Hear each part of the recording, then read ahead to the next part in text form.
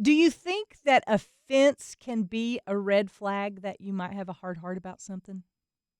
Yes, and I think the biggest sign, though, is that true defiance.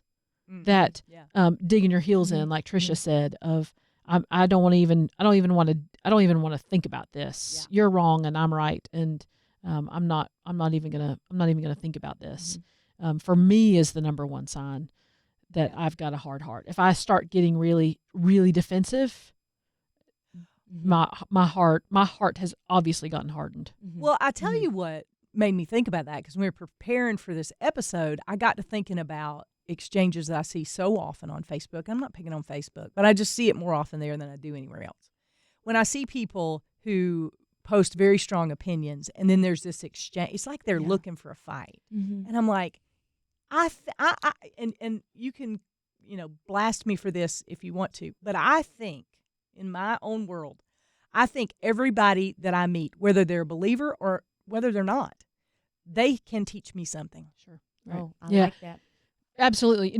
I went through this very problem when we were dealing with all the initial COVID stuff.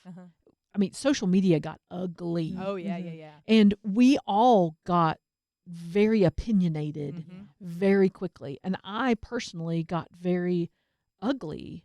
And people got ugly with me on Facebook. And it was a real gut check to me to say, oh, wait, how am I, what does my witness look like in this moment? How am I representing Jesus to my unbelieving friends who have a very strong opinion about this particular issue, or about the response, or about how we're handling it, what the data says, any of that kind of stuff?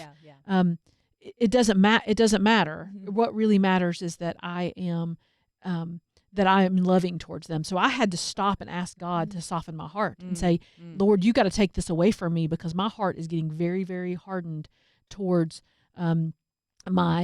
especially my unbelieving friends that I have on social media. And God did. God softened my heart tremendously. He let the emotion wash away for me, and I was able to get past it and really not participate in the conversation anymore, because he softened my heart towards the people who I was communicating with. I think a question that has helped me in those same circumstances, COVID and beyond, is to ask myself, why am I upset? Why am I upset about that comment, or why am I upset about that situation? And to really honestly look at it and see, well, what was I wanting? And did that come from a place of wanting to be a light for Christ or love people, or was it coming from a different place, a place that was more self-serving? And I mean, those are hard questions to ask yourself. And that's when I think accountability can be helpful, because it's hard to ask yourself those same questions, but it can be done. If you don't have somebody in your life that will ask you those questions, until you get someone, you can ask yourself, why? Why am I upset about this? And really dig down into it. And for me, it takes a little bit of time after. I don't do anything right away, right? Don't react. Get to a place where you can think and breathe. At least that helps me before asking myself that question. Why am I upset about this? And I think one thing too, for me, when my heart gets really hardened, the thing you'll see the most in me is irritability. And complaining about, especially complaining about other people. That's my default. If I am, if my heart is hardened and I am tired and not wanting to deal with it, the thing that gets on my nerves the most are other people.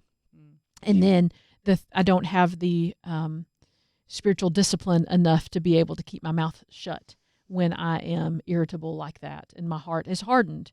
And so, ladies, if you see me getting really irritated with somebody, if you see me talking about somebody when I shouldn't be talking about them in some sort of ugly way, I need you to hold me accountable to that as well, because that's when my heart's gotten hardened. I like this because it doesn't have to be so formal, but it is certainly allowing your friends to speak into your life. I heard our friend Laura say this earlier, that your heart hardens, or my heart hardens, when I'm not focused on what God has done. That's when I complain. That's when I compare. that's when I have a negative attitude and I want to dig my heels in because I'm fighting for myself here. Mm-hmm. It's when I'm not focused on what God has done, then I'm focused on all the things that are going wrong for good old me. Yeah. Mm-hmm. And so I need to be continually renewing my mind, which softens my heart by thinking about what God has done instead of what I'm frustrated about.